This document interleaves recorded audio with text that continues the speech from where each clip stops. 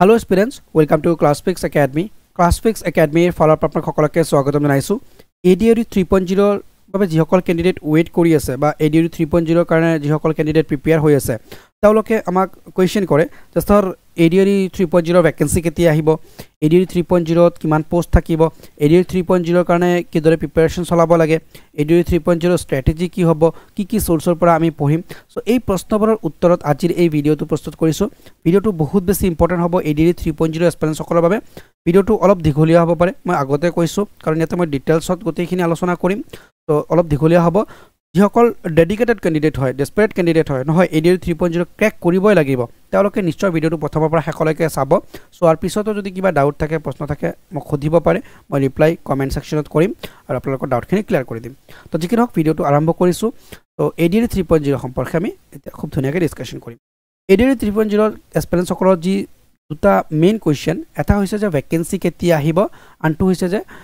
কিমানটা পোষ্ট থাকিব। এই দুটা প্ৰশ্নৰ উত্তৰে মই দিছো। তো ADRE ভ্যাকেন্সি কেতিয়া আহিব, ইয়াৰ যদি ডাইৰেক্ট আনসাৰটো মই দিব লাগে তেতিয়াহ'লে মই কম আপোনালোকক যে আপোনালোকৰ অক্টোবৰৰ শেষৰ ফালে নহ'লে নৱেম্বৰৰ ফাৰ্ষ্টত বা মাজৰ ফালে আপোনালোকে ADRE 3.0 ভ্যাকেন্সি পাব। এতিয়া ডাঙৰ প্ৰশ্ন মই আপোনালোকক সুধিছো যে অক্টোবৰত বা নৱেম্বৰত যদি ভ্যাকেন্সি আহে, দেন আপোনালোকৰ যদি ডিসেম্বৰ বা জানুৱাৰীত পৰীক্ষা পাতে, আপোনালোকে ৰেডি আছে নে পৰীক্ষাটো দিবলৈ? আপোনালোকে 3.0 ক্ৰেক কৰিব পাৰিবনে, নে আপোনালোকৰ ADRE 1.0 2.0 দৰে এইবাৰো ৰিটাৰ্ণটো মিছ হৈ যাব? নিজকে প্ৰশ্ন কৰক। যদি আপোনালোকৰ তেনেকে প্ৰিপাৰেচন হোৱা নাই, অক্টোবৰ বা নৱেম্বৰ বা ডিসেম্বৰত আপোনালোকে পৰীক্ষা দিব পাৰাকে, তেতিয়াহ'লে আপোনালোকে ভ্যাকেন্সি কেতিয়া আহিব এটোতকে বেছি গুৰুত্ব দিয়ক আপুনি কিমান প্ৰিপেয়াৰ হৈছে। তো মোৰ পাৰ্সোনাল সাজেশন। তো ভ্যাকেন্সি ডেফিনেটলি আহিব, একদম 100% শিওৰ ভ্যাকেন্সি আপোনালোকৰ আহিব। তো আপোনালোকে প্ৰিপাৰেচন চলাব লাগে, ভালকে আপোনালোকে প্ৰিপাৰেচন কৰক। আৰু বহুতে আমাক কোৱেশ্চন কৰে স্যাৰ কিমানটা পোষ্ট থাকিব।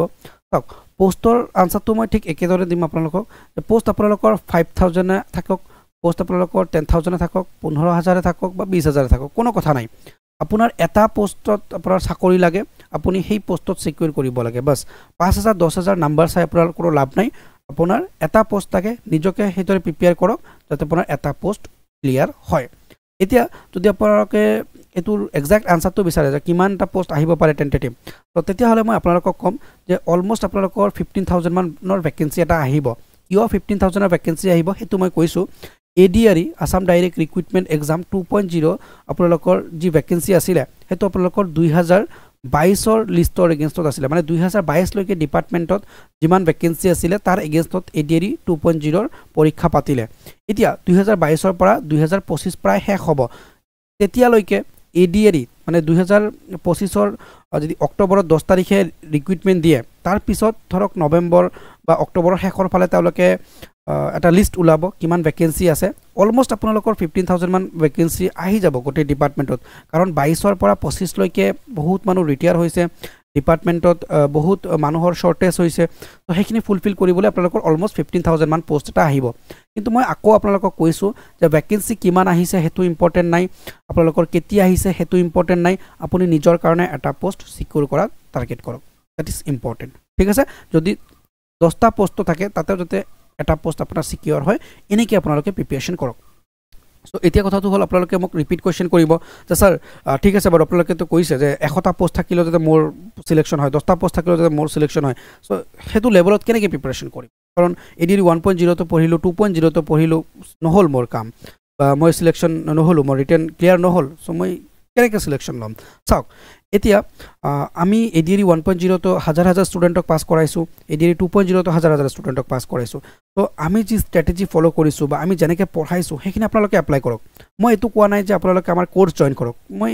কোনো কোৰ্সৰ প্ৰমোশনত এই ভিডিওটো বনোৱা নাই। মই জাস্ট আপোনালোকক এটা গাইডেন্স দি আছো বা মই আপোনালোকক জাস্ট এটা সাজেশন দি আছো। ভাল লাগিলে আপোনালোকে এপ্লাই কৰিব, আদাৰৱাইজ আপোনালোকে এপ্লাই নকৰিব পাৰে। কিন্তু মই বিলিভ কৰো, কাৰণ মই যি ফৰ্মুলা এপ্লাই কৰি আমাৰ ষ্টুডেণ্টসকলক কোৱালিফাই কৰাইছো হেতু আপোনালোকৰ বাবেও হেল্পফুল হ'ব। তেন্তে মই এতিয়া আপোনালোকক কেনেকৈ পঢ়িব লাগে সেইখিনি আপোনালোকক বুজাইছো। আই হোপ আপোনালোকৰ স্ট্ৰেটেজিটো ভাল লাগিব আৰু আপোনালোকে ফলো কৰিব। চাওক, এতিয়া ADREৰ এক্সাম প্যাটাৰ্নটো প্ৰথমে বুজি ল'ব লাগিব। মানে যিকোনো এক্সাম আপোনালোকে যদি ক্ৰেক কৰিব বিচাৰে তেতিয়াহ'লে সেই এক্সাম প্যাটাৰ্নটো বুজিব লাগিব। এক্সাম প্যাটাৰ্নটো কি? চাওক, ADRE Assam direct recruitment exam 1.0 exam pattern আৰু 2.0 এক্সাম প্যাটাৰ্ণ সেম আছিল কিন্তু ADAR 3.0 এক্সাম প্যাটাৰ্ণ চেঞ্জ হ'ব বেসিক্যালি ADAR 2.0 তে আপোনালোকৰ এক্সাম প্যাটাৰ্ণটো চেঞ্জ হোৱাৰ কথা আছিল প্ৰিলিমছ মেইনছ ইন্টাৰভিউ হোৱাৰ কথা আছিল কিন্তু হেতু বহুত মানে কেওস হৈ গল সিচুৱেচনটো হেকাৰণে নহল এক্স্যাক্টলি প্ৰিলিমছ মেইনছ ইন্টাৰভিউ এই তিনটা ওয়াৰ্ড ইউজ কৰাৰ কাৰণে কেওসটো হৈছিল কিন্তু আপোনালোকৰ প্ৰিলিমছ মেইনছ ইন্টাৰভিউ যেটো APSC বা UPSC লেভেলৰ হয় তেনেকুৱা নহব ADAR 3.0 জাস্ট আপোনালোকে এনেকুৱা এজিউম কৰিব পাৰে যে SSC লেভেলত যি টায়াৰ 1 টায়াৰ 2 দেন তাৰ পিছত স্কিল টেষ্ট হয় সেই দৰে আপোনালোকৰ পৰীক্ষা হ'ব সো এক্সাম প্যাটাৰ্ণটো যদি কওমি তেন্তে টায়াৰ 1 টায়াৰ 2 এন্ড যেটো আপোনালোকৰ টায়াৰ 3 ক'ব পাৰে বা আপোনালোকে স্কিল টেষ্ট বুলি ক'ব পাৰে স্কিল এন্ড ভাইবা বুলি আপোনালোকে ক'ব পাৰে তো এটো আপোনালোকৰ এক্সাম প্যাটাৰ্ণ হ'ব তক এতিয়া টায়াৰ 1 টায়াৰ 2 অথবা টায়াৰ 1 অলপ ইজি টায়াৰ 2 তাতকে অলপ টান আৰু তাৰ পিছত স্কিল টেষ্ট বা ভাইবা এতিয়া এই টায়াৰ 1 আৰু টায়াৰ 2 আপোনালোকৰ কি সাবজেক্টৰ পৰা কোৱেশ্চন আহিব হেখিনি আপোনালোকৰ জানিব লাগিব সো ADAR বা অসমৰ যি গ্ৰেড 3 গ্ৰেড 4 পৰীক্ষা হয় তাতে বেসিক্যালি 4টা সাবজেক্টৰ পৰা কোৱেশ্চন খুধে এটা হৈছে আপোনালোকৰ ম্যাথ এন্ড এপ্টিটিউড ওকে যত মানে আমাৰ ক্যান্ডিডেট সকল বহুত বেছি দুৰ্বল ম্যাথ এন্ড এপ্টিটিউডৰ পৰা কোৱেশ্চন খুধে ৰিজনিংৰ পৰা কোৱেশ্চন খুধে ইংলিছৰ পৰা কোৱেশ্চন খুধে আৰু জিএছৰ পৰা কোৱেশ্চন খুধে জেনাৰেল ষ্টাডিজৰ পৰা কোৱেশ্চন খুধে তো এতিয়া আপোনালোকে এই 4টা সাবজেক্টত যদি নিজকে মানে ষ্ট্ৰং কৰিব পাৰে আৰু বহুত বেছি যে পঢ়িব লাগে তেনেকুৱা কোনো কথা নাই ম্যাথছত কেইটামান টপিক আছে 10ৰ পৰা 12টা টপিক যদি আপোনালোকে খুব ভালকে পঢ়ে তেতিয়া হলে আপোনালোকৰ ম্যাথছত কোনো অসুবিধা নাই আপোনালোকে 20টাৰ ভিতৰত আপোনালোকে 18টা ম্যাথ কৰি থৈ আহিব পাৰিব দেন ৰিজনিংৰ তেনেকুৱা আপোনালোকে 15টা মান যদি টপিক খুব ভালকে পঢ়ে আপোনালোকৰ ৰিজনিং একদম 100% কৰি থৈ আহিব পাৰিব দেন আপোনালোকৰ ইংলিছটো অলপ মানে পঢ়িব লগা থাকি ইয়াতে ভোকাবুলাৰি সেকশনটো অলপ ডিফিকাল্ট হয় আৰু আমাৰ বহুত ষ্টুডেন্ট কিন্তু ইংলিছতে মাৰ খায় যেটো মানে জেনুইন সো বহুত এনেকুৱা ভাবিব পাৰে যে ম্যাথছত দুৰ্বল কাৰণে সিলেকশন নহয় আপোনালোকৰ ইংলিছত দুৰ্বল হোৱা কাৰণে সিলেকশন হয় কাৰণ ইংলিছত আপোনালোকে যেতিয়া দুৰ্বল হয় তেতিয়া কোৱেশ্চনে ভালকে পঢ়িব নোৱাৰে আৰু কোৱেশ্চন ভালকে যদি পঢ়িব নোৱাৰে আপোনালোকে কেনেকৈ সিলেকশন পাব ইংলিছত দুৰ্বল হলে আপোনালোকৰ ভাল ৰেফাৰেন্স কিতাপ পঢ়িব নোৱাৰে কাৰণ ভাল ৰেফাৰেন্স কিতাপ যিমান আছে সব ইংলিছতে আৰু ভাল ৰেফাৰেন্স কিতাপ নপঢ়িলে আপোনালোকৰ মাৰ্কস কেনেকৈ উঠিব সো ইংলিছত দুৰ্বল হোৱাৰ কাৰণে আপোনালোকৰ বেসিক্যালি সিলেকশনটো নহয় সো ইংলিছৰ ওপৰত গুৰুত্ব আপোনালোকে দিব লাগিব দেন আপোনালোকৰ জেনাৰেল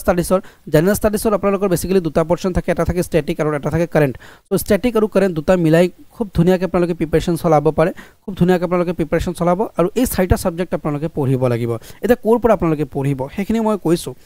সো আপোনালোকে বুক এন্ড পিডিএফৰ পৰা আপোনালোকে পঢ়িব পাৰে বৰ্তমান সময়ত যদি আপোনালোকে পঢ়াৰ ষ্ট্ৰেটেজিৰ কথা কয় তেতিয়া হলে আপোনালোকে বুকৰ পৰা পঢ়িব পাৰে বা পিডিএফৰ পৰা পঢ়িব পাৰে এতিয়া বুক আৰু পিডিএফ বৰ আপোনালোকে কালেক্ট কৰিব লাগিব সো এনেকুৱা নহয় যে আপোনালোকে যুদ্ধত যাব আৰু কোনো হাতত অস্ত্ৰ নাই আপুনি যুদ্ধত জয় কৰিব কেতিয়াও নহয় হেতু তো আপুনি যদি এক্সাম এটা ক্ৰেক কৰিব বিচাৰিছে আপোনাৰ লগত কিতাপ থাকিব লাগিব আপোনালোকৰ লগত এডুকুৱেট এমাউন্ট অফ স্টাডি মেটেৰিয়েলছ থাকিব লাগিব পিডিএফ থাকিব লাগিব হয় না নাই সো বুক এন্ড পিডিএফ বা স্টাডি মেটেৰিয়েলছ আপোনাৰ কাৰণে দৰকাৰী আছে হেখিনি আপোনালোকে লবই লাগিব ইয়াৰ বাহিৰে নহয় সিলেকশন হেতু আপোনালোকে যেনেকৈ হওক এৰেঞ্জ কৰিব লাগিব ঠিক আছে দেন আপোনালোকৰ যেটো বৰ্তমান সময়ত আপোনালোকে অনলাইন সোৰ্সৰ পৰা খুব ধুনিয়াকৈ পঢ়িব পাৰে যেনেকৈ ইউটিউবৰ পৰা পঢ়িব পাৰে আপোনালোকে গুগলৰ পৰা পঢ়িব পাৰে বা আপোনালোকে চ্যাট জিপিটিৰ পৰা পঢ়িব পাৰে এনেকুৱা বিভিন্ন সোৰ্স আছে যত পৰা আপোনালোকে পঢ়াটো পঢ়িব পাৰে কিন্তু ইয়াতে বহুত ক্যান্ডিডেটে ভুল কৰে হেখিনি মই ডিসকাস কৰিছো বাৰু সো ইউটিউবৰ পৰা যদি পঢ়াৰ কথা আমি ডিসকাশন কৰো যে এজন ক্যান্ডিডেট ইউটিউবটো ওপেন কৰিছে ইউটিউবৰ পৰা পঢ়ি আছে এতিয়া মানে তেও বেসিক্যালি কি কৰে তেওৰ মানে ইউটিউবত ব্ৰাউজিং ফিচাৰত যেটো ভিডিও আহে হেতু ভিডিও চোৱা আৰম্ভ কৰি দিয়ে নো তেনেকৈ আপোনালোকে নপঢ়িব আপোনালোকে 3টাৰ পৰা 4টা ম্যাক্সিমাম 3টাৰ পৰা 4টা ইউটিউব চ্যানেল আপোনালোকে সিলেক্ট কৰিব এটা বা দুটা হলে বেছি ভাল হয় ম্যাক্সিমাম 3 to 4 আপোনালোকে ইউটিউব চ্যানেল সিলেক্ট কৰিব আৰু সেই কেটা চ্যানেলৰ ভিডিওছে চাব ঠিক আছে বাকি আপোনালোকৰ ইউটিউবত ঢেৰ ভিডিও আছে এটা যদি অসমৰ কথা চিন্তা কৰো অসমত যদি আমি চাও তেন্তে প্ৰায়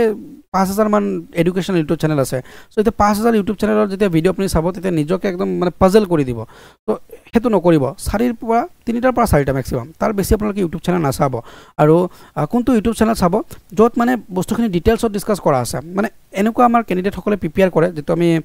তেওঁলোকক সাজেষ্ট নকৰো যে এমসিকিউ পঢ়ে সক এমসিকিউ পঢ়ি আপোনালোকে বৰ্তমানৰ কোনো এক্সাম ক্ৰেক কৰিব নোৱাৰে ঠিক আছে সো আপোনাৰ যদি সাবজেক্টৰ ওপৰত আন্ডাৰষ্টেণ্ডিং নাই আপোনাৰ যদি ডিপ নলেজ নাই কনসেপ্ট নাই তেতিয়াহ'লে আপোনালোকে এমসিকিউ পঢ়ি একো কৰিব নোৱাৰে এমসিকিউ আপোনালোকে 1000টা পঢ়ি যাব তাৰে ভিতৰত হয়তো একটা কমন পঢ়িব পাৰে নপঢ়িব পাৰে কিন্তু যদি সাবজেক্ট ওয়াইজ কনসেপ্ট ওয়াইজ আপোনালোকে যদি পঢ়ে তেতিয়াহ'লে আপোনালোকে এটা টপিক পঢ়িলে আপোনাৰ কোৱেশ্চনটো যদি ডাইৰেক্ট কমন নপৰিলে আপুনি আনসাৰটো কৰি থৈ আহিব পাৰিব আৰু হেতুই আমাৰ প্ৰয়োজন হয় তো সেইকাৰণে কৈছো আপোনালোকে এমসিকিউ এভয়েড কৰক ঠিক আছে আৰু ইউটিউবত পঢ়াত আৰু কিছু মানে টিপছ এণ্ড ট্ৰিক্স আছে ভিডিওটো দীঘলীয়া হৈ আছে মই সেইকাৰণে আপোনালোকে বেয়া নাপাব কিন্তু আপোনালোকৰ কাৰণে কিন্তু যথেষ্ট ইম্পৰ্টেণ্ট কথা মই কৈ আছো সেইখিনি মনত দিব তো ইউটিউবত আৰু এটা ভুল কৰে আমাৰ কেণ্ডিডেট সকলে হেতু হৈছে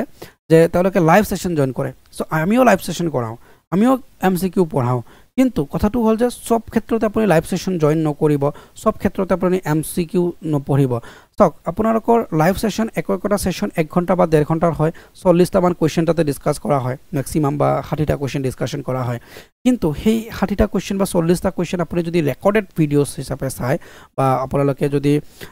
ৰেকৰ্ডেড মানে ভিডিওটো আপলোড কৰা হৈছে ৰেকৰ্ডেড লাইভ নহয় হেতু যদি চাই তেতিয়াহ'লে আপোনালোকৰ বহুত টাইম সেভ হ'ব মানে 1 ঘন্টাৰ ভিডিও এটা আপোনালোকে 15 মিনিটত হেক কৰিব পাৰিব সেম কন্টেন্ট পাব সেই একেখিনি জ্ঞানে পাব আপোনালোকে তো আলটিমেটলি আপোনালোকে সেই একে ঘন্টাত আপোনালোকে 4টা ভিডিও চাব পাৰিব তো মই প্ৰিফাৰ কৰো ক্যান্ডিডেট সকলক তোমালোকে ৰেকৰ্ডেড ফৰ্মত গতেখিনি চাবা লাইভ ক্লাস দুটা এটা জয়েন কৰিবা তেতে এংগেজমেন্টটো থাকে হেতু ভাল কথা বাৰু কিন্তু ৰেকৰ্ডেড ফৰ্মত চাবা আৰু তোমালোকে এমসিকিউ কমকে পঢ়িবা এমসিকিউ পৰীক্ষাৰ আগত দিবা প্ৰেক্টিস সেট দিবা মক ইন্টাৰভিউ দিবা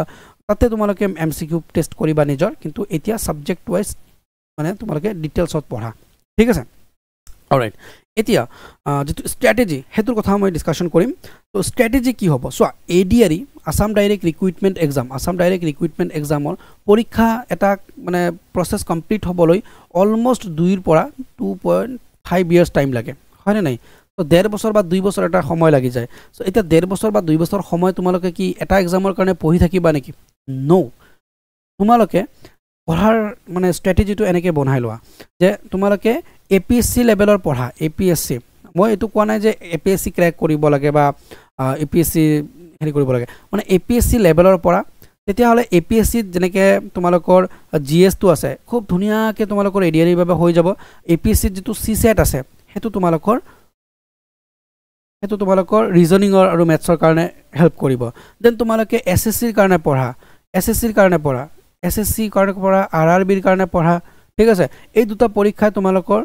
এমসিকিউ লেভেল কোৱেশ্চনৰ কাৰেক্ট আনসাৰ কৰা মানে টপ লেভেলৰ এমসিকিউ বিলাক কেনেকৈ সলভ কৰিব পাৰি পৰীক্ষাত মানে এডভান্স লেভেল কোৱেশ্চন বিলাক কেনেকৈ অ্যাটেম্প্ট কৰিব পাৰি সেইখিনি তোমালোকক শিকাব সো এপিএসসি এসএসসি আৰআৰবি মানে যিমান পৰীক্ষা হ'ব আমাৰ সব পৰীক্ষাকে টাৰ্গেট কৰি পঢ়া আৰু ব্যাক অফ দা মাইন্ড তোমাৰ টাৰ্গেট থাকিব এডিআৰই আহিলে আমি ধুনিয়াকে এডিআৰই পৰীক্ষাটো দিম মানে এটা পৰীক্ষাক লৈ ষ্টেক কৰি নাথাকিবা তেতিয়া হলে কিন্তু আপোনালোকৰ মানে তোমালোকৰ দিগদাৰি হ'ব পাৰে মই এনেকৈ এটা এক্সাম্পল দিছো সাপোজ তুমি গছত উঠিছা এটা গছৰ যদি একেবাৰে ওপৰত মই ইয়াতে ৰাখিছো এপিএসসি দেন ইয়াতে ৰাখিছো এসএসসি দেন ইয়াতে ৰাখিছো আৰআৰবি এতিয়া যদি তুমি এপিএসসি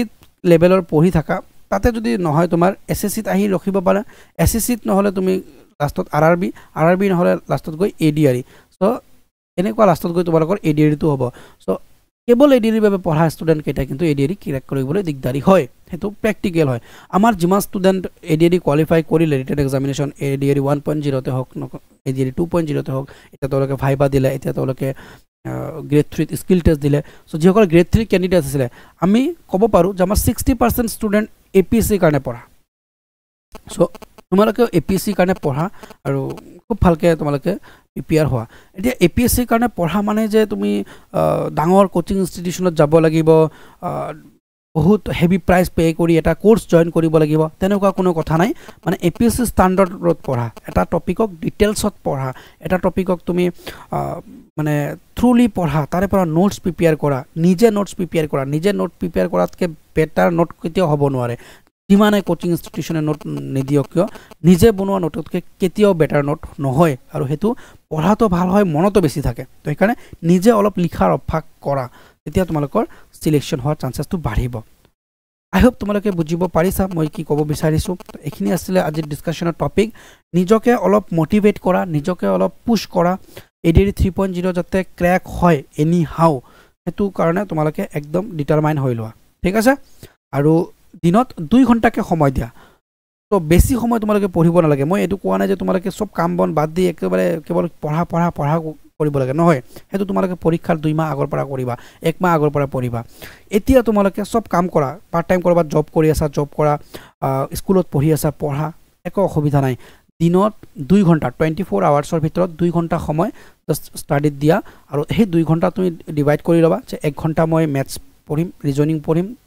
ম্যাথছ বা ৰিজনিং পঢ়িম দেন আৰু 1 ঘণ্টাত মই জিএস বা ইংলিশ চাম এনেকৈ তোমালোকে শিডিউল বনাই লোৱা খুব ধুনিয়াকে হ'ব আৰু কাৰেন্ট অ্যাফেয়াৰ্সৰ খিনি তোমালোকে এটা অভ্যাস বনাই লোৱা যে নিউজ পেপাৰ বা তেনেকুৱা কোনো যদি এপ আছে তেনেকৈ আমাৰ ক্লাছফিক্স একাডেমি এপতে আমি কাৰেন্ট অ্যাফেয়াৰ্স দি আছো ৰেগুলাৰলি সেই কাৰেন্ট অ্যাফেয়াৰ্স বিলাক ৰেগুলাৰ আপডেট হ'বলৈ ট্ৰাই কৰা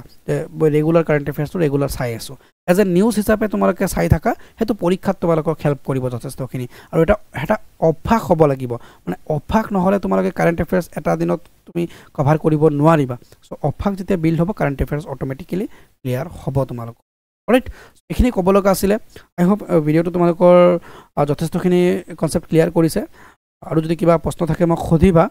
মই যথেষ্ট বিজি হৈ থাকো তোমালোকে জানা তথাপিও মই ভিডিওস বনাই তোমালোকক কৰিবলৈ ট্ৰাই কৰো তো তোমালোকে খুব ধুনিয়াকে প্ৰিপাৰেচন চলাবা আৰু জব ৰিলেটেড এনি ইনফৰমেশনস বৰ পাবলৈ আমাৰ ক্লাছফিক্স একাডেমি এপটো ইনষ্টল কৰি ৰাখি দিবা হেতু বহুত বেছি হেল্পফুল হয় তোমালোকৰ বাবে